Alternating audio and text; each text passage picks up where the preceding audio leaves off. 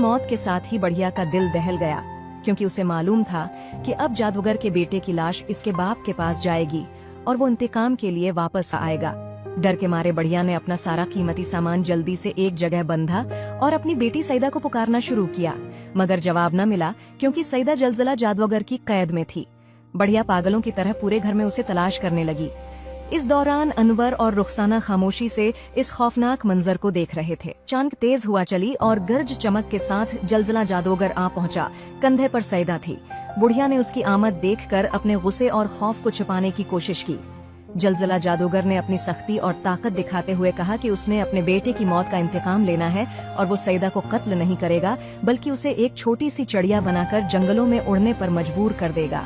जादूगर ने सईदा पर जादू किया और वो तड़पती हुई जमीन पर गिरी।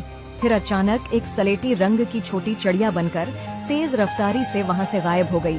बढ़िया ने अपनी बेटी की ये हालत देखकर कड़क कर बोली कि उसका सारा मंसूबा खाक में मिल गया, क्योंकि जादूगर और उसका बेटा उसका ख्वाब चुरा कर ले गए। जलजला जादूगर ने बुढ़िया को इल्जाम दिया कि उसने अपनी लड़की की शक्ल अपनी सौतीली बेटी रुखसाना जैसी कर दी थी ताकि उसे धोखा दे सकें, और दोनों के दरमियान सख्त बहस और जदल शुरू हो गया। वो एक दूसरे पर जादू के जबरदस्त वार करते रहे और आखिरकार जादूगर ने जोरदार वार से बुढ़िया को खत्म कर दिया। बुढ़िया के मरते ही एक जोरदार आंधी चली, जिसने जिस दरख्त पर रुखसाना और अनवर छिपे थे उसे जोर जोर से हिलाया, मगर खुदा का शुक्र कि आंधी का जोर कम हुआ।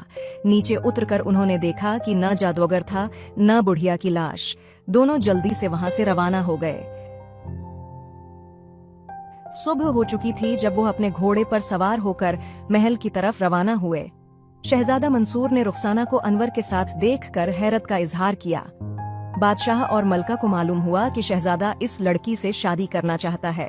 अनवर ने शहजादा को सारी कहानी सुनाई कि किस तरह मुकार जादूगरनी ने अपनी बेटी को शहजादे की बीवी बनाने की साजिश की, मगर अनवर की चालाकी ने इस मंसूबे को नाकाम बना दिया। चंद दिनों बाद शहजादा और रुखसाना की शादी हो गई और वो खुश व खर्म जिंदगी गुजारने लगे। शहजादा ने बादशाहत संभालने के बाद अपने दोस्त अनवर को वजीर मुकर्रर किया, जिसने अपनी हिकमत अमली से मुल्क को तरक्की की राह पर गामजन कर दिया।